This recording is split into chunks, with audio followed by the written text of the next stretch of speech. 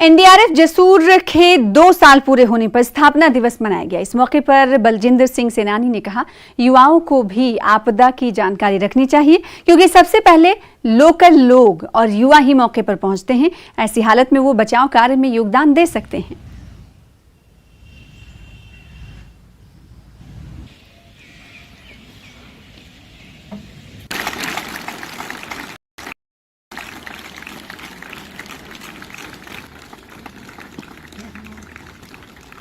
Himachal government की जो requirement थी उसके हिसाब से एनएचए से एक वाहिनी हिमाचल के लिए डिज़ास्टर रिस्पॉन्स के लिए डिज़ास्टर एनडीआरएफ की यूनिट को रेज किया गया था। जो हमारी जो 14वीं वाहिनी है इसको रेज किया गया था, ये स्पेशली हिमाचल के लिए। आज इसकी स्थापना के 2 साल कंप्लीट हो चुके हैं। उसी के उपलक्ष्य में ये छोटा सा हमने एक कार्यक्रम रखा।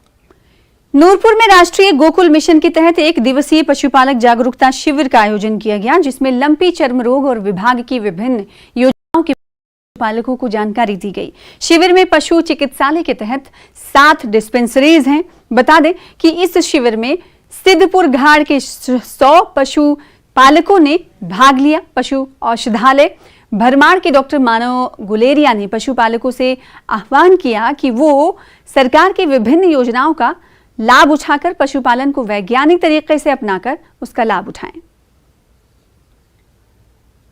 माननीय प्रधानमंत्री का जो एक ध्येय है कि वर्ष 2022-23 तक पशुपालकों की आय को पशुपालन से दोगुना, उस बारे में उस लक्ष्य को पूरा करने के लिए पशुपालकों को विभिन्न प्रकार की योजनाएं जो कि सरकार, केंद्र सरकार व राज्य सरकार द्वारा प्रदान की जा रही हैं, उसकी जानकारी इस शिविर के माध्यम से पशुपालकों को दी गई, जिसमें विशेष